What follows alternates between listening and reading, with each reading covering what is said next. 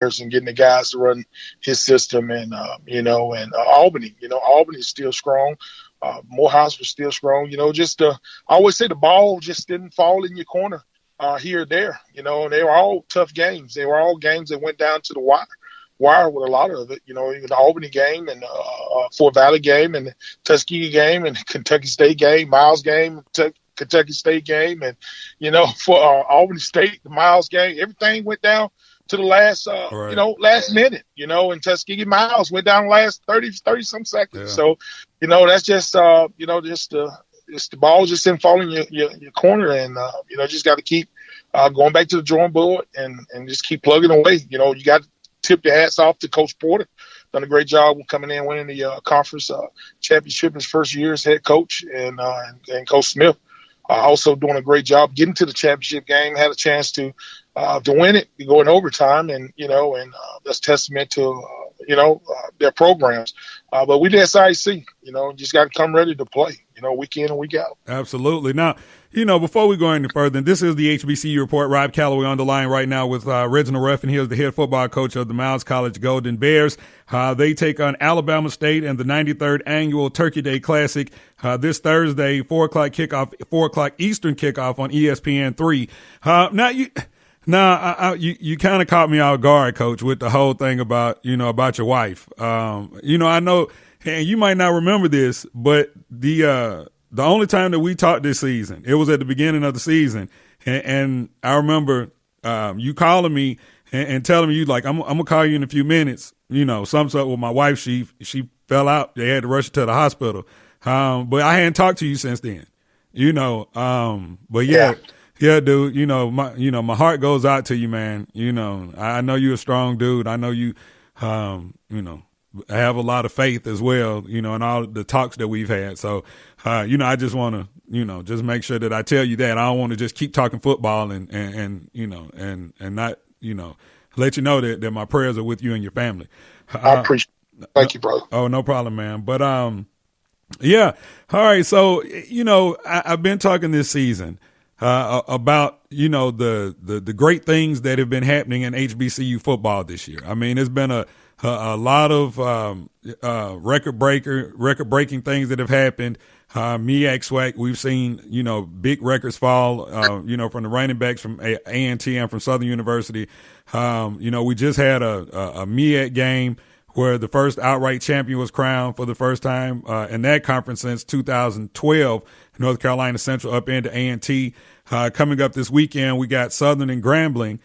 Both of those teams are undefeated in the conference as well. CIAA, we saw some great football up there. Reggie Barlow went up to Virginia State, 9-win season his first year. Winston-Salem State, they're in the playoffs. Tuskegee's in the playoffs. You guys are going to be on national TV Thursday against Bama State. So, would you agree with me when I say that it's really like a great time in black college football? Well, I most definitely I agree with you. It's for me, graduating from predominantly white institution, University of North Alabama, and having the opportunity to put my footprint or step into HBCU circuit as an assistant coach and a head coach. And it's been a blessing, for our young men in these programs. I think every coach attested, number one, our young men means the most to us, and we want them to be the best on and off the field, to graduate, be productive and successful young men. And we all cheering for each other. Behind the scene, we all cheering. Everybody's cheering for Tuskegee in the playoff. Everybody cheering for Winston-Salem, when they made it in the playoffs.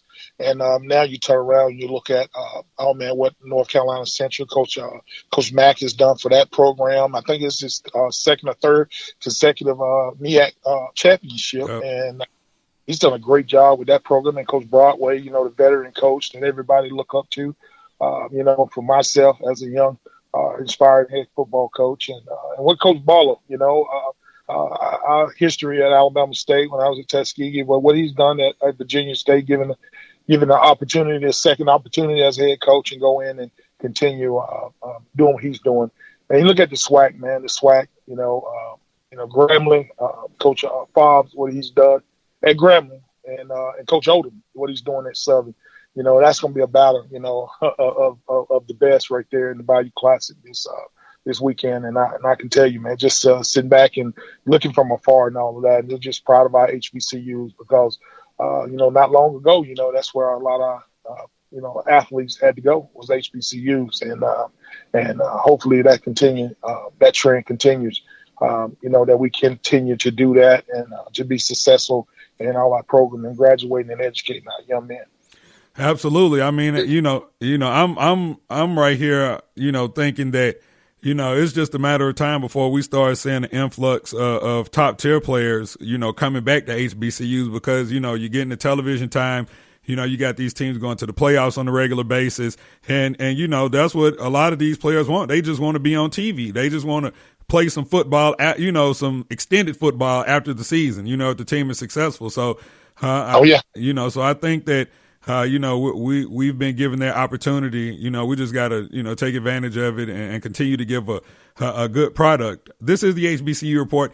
Rob Calloway on the line right now with Coach Reginald Ruffin, head football coach of the Miles College Golden Bears. They are in action this Thursday in the 93rd annual Turkey Day Classic against Alabama State, 4:00 Eastern kickoff on ESPN3. Now, Coach, before I let you go, 2 questions from a health perspective. How are you guys doing right now? We banged up a little bit. It's tough playing Tuskegee. It's always tough when you have to match up and play Tuskegee University. And, man, that was a real physical game. Like I said, it came down to the wire. And we just beat up. So we have some guys that our running back, Jamarcus Dance, he's not suiting up. He won't play Thursday. And that's a tough loss for us offensively. But everybody else is pretty much healthy offensively. All the defensive guys are still healthy. Losing the top running back has been our question mark. But, the rule is the next guy have to step up. That's our main goal is the next guy step up and, just not worry about Jamarcus because Jamarcus is not going to play. So we got to get the next guy ready. And when you look at Bama State, you look on the defensive side, you got Courtney Berry over there. He's had a good year, kind of quiet versus, the other years that he's had, but you definitely have to be aware of him. But when you look at this Bama State team, what are some of the things that you guys been focused on and know that you got to handle come this Thursday? Well, I think Coach Jenkins, has done a great job, his history. Bethune and coming here to Alabama State and bringing his philosophy and his infrastructure into that program. And you can tell, those guys got a lot of talent. They're very talented on offense. That running back, Thomas, number 7, is unbelievable. Khaled Thomas, yeah.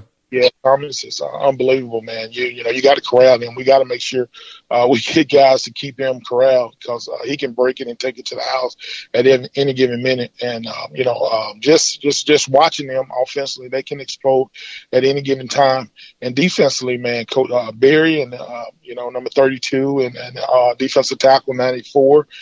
Those guys really do a good job. Those are the guys that really punished us last year. So I know those guys are all returning starters and they're back this season, and I think they're having another monster season this year defensively. So our work cut out. We just a little underdog, and when I say underdog, it's because of the FCS status of Alabama State, and we're Division II, and the scholarship limitation for us, and they're a little bit more, and the numbers are going to be a little different, but we just got to suit up and put our pants leg on, take it one play at a time, one down at a time, and one series at a time, and just do what we do and control what we can control, and just make sure we just keep their offense off the field and just make sure their defense don't get into a rhythm defensively about picking it off and causing havoc, because they can do that at any given second. So we just got to make sure we maintain the ball offensively and sustain drives and not turn it over and give us a chance defensively. We have done well defensively this year, and we just want to keep that, and just get off the field. We tell our defense, you got to get off the field. The offense can't beat you if you get off the field. So if you get the 1, 2, 3 and they punt, you get the offense off the field, and we give ourselves a chance. Absolutely. He is Reginald Ruffin, head football coach of the Miles College Golden Bears. They are in action Thursday, 4:00 Eastern kickoff, ESPN3 versus Alabama State. It is the 93rd annual Turkey Day Classic. Coach, Thank you for joining us on the show. And even though it's my homecoming, I'm still going to say good luck. Because I don't want anybody to get hurt. I don't want y'all to win, but I don't want anybody to get hurt. My man, I appreciate it. And I appreciate you, man, so much. Thank you, my brother. All right, Coach. Good man right there, Reginald Ruffin, head football coach of the Miles College Golden Bears. The Bears coming to this game 5-4 on the season versus Bama State at 3-7. So it's not the best of seasons for either team, but I expect this one to be highly competitive. Again, 4 o'clock Eastern kickoff on ESPN3. It is the 93rd annual Turkey Day Classic. And coming up on the other side, we will talk with Bama State head football coach Brian Jenkins as we get you ready for tomorrow's Turkey Day Classic right here on the HBCU Report. And remember, we are powered by sportsnewsandbrews.com, your official source for sports, black news, political news, and the latest on your favorite craft beers. This is the HBCU Report. It's the HBCU Report with Rob Calloway. Hey, what's up, everybody? I'm Jason Derulo. I love that music connects to people all over the country. But unfortunately, so does something else. Childhood hunger. 15 million kids struggle with hunger right here in America. And yet, every year, billions of pounds of surplus food in the U.S. go to waste instead of going to the children in need. Feeding America is working to change this. The Feeding America nationwide network of food banks rescues this surplus of food to help provide meals to families in virtually every community in the United States, including yours. But they just can't do this alone. Join me in the fight against hunger in America. For more information on what you can do to get involved, visit feedingamerica.org.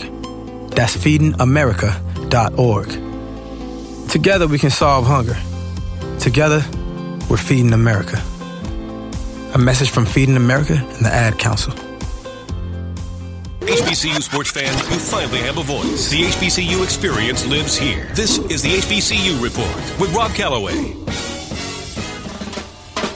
This is the HBCU Report being heard via Spreaker.com. We are powered by SportsNewsAndBrews.com, your official source for sports, black news, political news, and the latest on your favorite craft beers. In addition to Spreaker, you can also hear the HBCU Report via iTunes, Google Play Music for Android, and the TuneIn Radio app. And as we continue to preview the 93rd Annual Turkey Day Classic, which goes down tomorrow, 4 o'clock Eastern kickoff, ESPN3, Miles College, the Golden Bears in Montgomery versus the Alabama State University Hornets. It is homecoming on the campus of Alabama State University. And right now we're being joined by the head football coach of the Hornets. Brian Jenkins joins us on the show. First of all, Coach, welcome back. Hey, thank you. I appreciate you having me back again. Not a problem, man. So last time we talked, it was right around the Magic City Classic. Of course. Oh, don't remind me, man. Don't remind me. Hey, man. Hey, that was a great game. That game right there is gonna go down in history. That was a great game. I hated the way that it ended, but hey, right. but that game, you know what? I was talking to some folks and we were talking about Bama State, and they were like, that one game in particular is the one game that you saw that Bama State did have some explosiveness, not only on the offensive side, but on the defensive side as well. Right, definitely. And it all boils down that our youngness came into play, and our immaturity came into effect, and we just didn't get it done. That was a game that I thought we were capable of winning and that we should have won, but we just didn't get it done. And that's what's so painful, because we played well enough throughout the game to dominate the game. And even when we made some miscues, we still had a chance to win it, and it didn't work in our favor. So that's what's so disappointing. If we would have just did one thing or two things a little bit better, right now, I'm feeling a whole lot better about hearing the word Magic City Classic. But we just didn't get it done, and it's just really disappointing, because I thought we played well enough to win the game. Yeah, like I said, it was a great game. But, man, I was on the sideline, that last play when A&M scored. I was, like, right there. I was like, oh, my God. I started to pull I started to be like Joe Thomas up there at State. I started to just run out on the field, man. Like, I had to stop I tell it. you what, you want to talk about a high and going down to a low. I mean, I thought we had him stopped.